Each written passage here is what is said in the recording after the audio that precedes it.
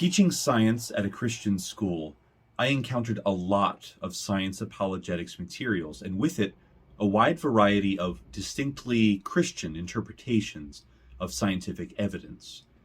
Because I was teaching the material, I felt a strong sense of responsibility to familiarize myself with it and give my students the best that a Christian curriculum had to offer. A major theme in a lot of the creation material was on the appearance of design. I want to talk about my journey with this topic and where I am now. There are two major kinds of design arguments that I have seen. First is the blind random chance could not have produced this, it must have been designed type. Second is the God is trying to tell us something type. One well-known example of the first type is biological evolution and the origin of life. You may have heard it said that there is a 1 in 10 to the 164th power probability of a single protein forming by chance.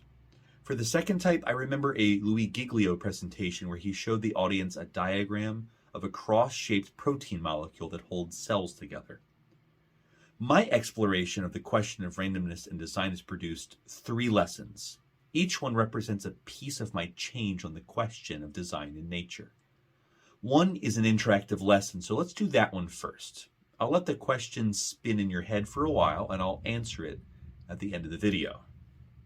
Here's how the lesson goes. I have half of the class leave the room and wait in the hallway. The other half watches me make 3 arrangements. One is haphazard and random, one is carefully arranged in an orderly fashion, and one is carefully arranged to look as if it were random. The students in the hallway come back into the classroom and I tell them what is obvious. Of the 3 piles, one of them was purposely arranged. They quickly guess that the orderly design was intentional. We have a short discussion about why it looks designed to them. Then I confess to them that I wasn't entirely honest. I made 2 of the arrangements with intentionality. They look much more carefully at them now. Of course, the students who were in the room the whole time are very amused because they know the answer and enjoy seeing their classmates confused. Eventually, they start to notice things that don't look right. An unusual fragment of a pattern or something which looks unlikely to have happened by itself. Rather than confirm or deny their speculation, I can test their intuition for them by trying to recreate the suspicious pattern with randomness. If I can, they shrug and they look for something else. If I can't, they are confident that they found the smoking gun. Eventually, I reveal the answer, and we have a long discussion about the methods they were using to distinguish randomness from design. The point I drive home to them is that their intuition wasn't as perceptive to design as they thought, and they should consider the complex cause and effect relationships in a system before they jump to a conclusion about intention and design.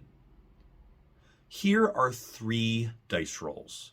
Can you tell which ones were intentionally arranged and which one was random? Pause the video and look carefully. The answer will be at the end, but while you think about it, here's another lesson.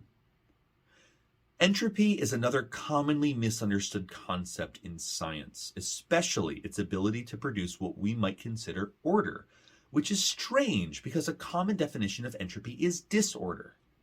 I have every student stand up and roll a die while I roll a die. Anyone whose roll matches mine can sit down. We repeat this until everyone is seated. It can take a long time since the odds of matching 2 dice is only 1 in 36. In a large enough class, the number of students still standing after a given number of rolls follows a predictable pattern. You can model a class of any size you like in a spreadsheet to smooth out the distribution. Here's what you get. Each column represents an individual, and when the color changes, that means they've sat down. The graph represents the sum of each row, the number of people still standing after each roll. When I did this for the first time, I was amazed to see an exponential decay, but then it hit me. I have an unpredictable random process resulting in a predictable, orderly pattern. This is how you get order from chaos. Not only that, but this was the perfect illustration of how the randomness of quantum mechanics can produce a simple equation like the one for radioactive decay. Like any good creationist, I was skeptical of radioactive decay because of its implications to the age of the Earth, but I was completely sold on quantum mechanics because of its predictive power. I realized I couldn't be both because they were one and the same. The last lesson is about the divisibility rule for multiples of 9.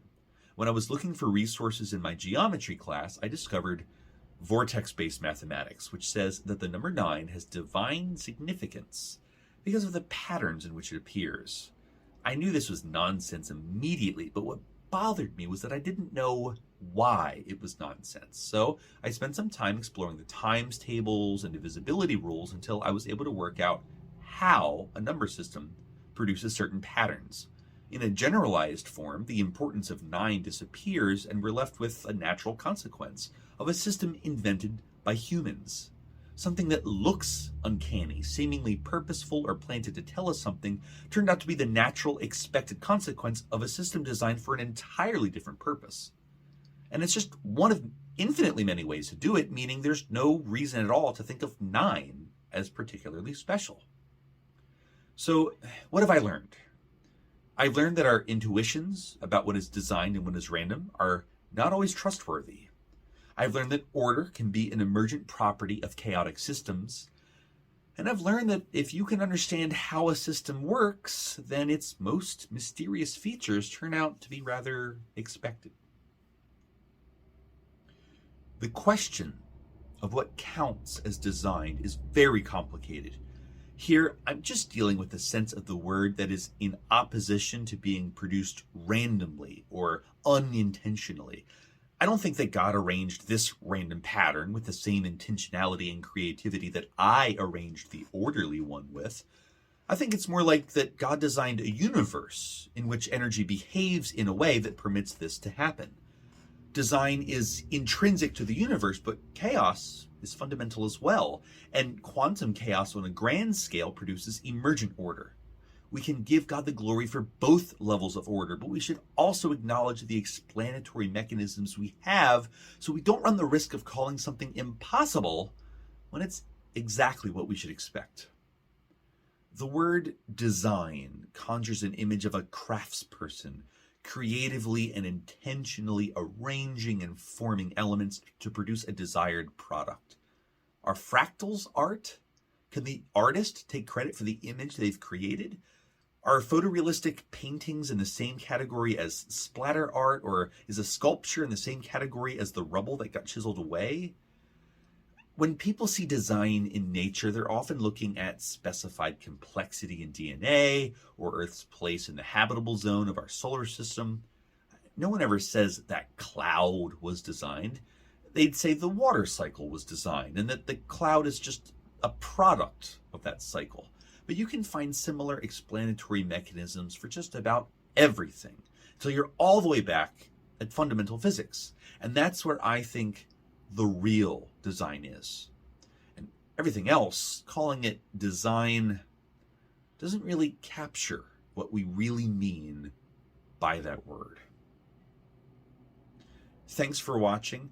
Please tell me what your guess was, which of the dice rolls was designed, or which two of them were arranged, and which one was truly random. Also, I have this question. We use the word design, like I said, to refer to something that was crafted with intentionality and purpose. But whenever we describe some sort of arrangement, say the web of cracks in a piece of broken glass, the word design is still what we might say, the design of the cracks or something. But what word would we use to describe some sort of aesthetically interesting, naturally occurring arrangement that was not crafted intentionally and purposely by a conscious agent? What word other than design is appropriate for that kind of thing? Anyway, thank you for watching. I'll see you next time.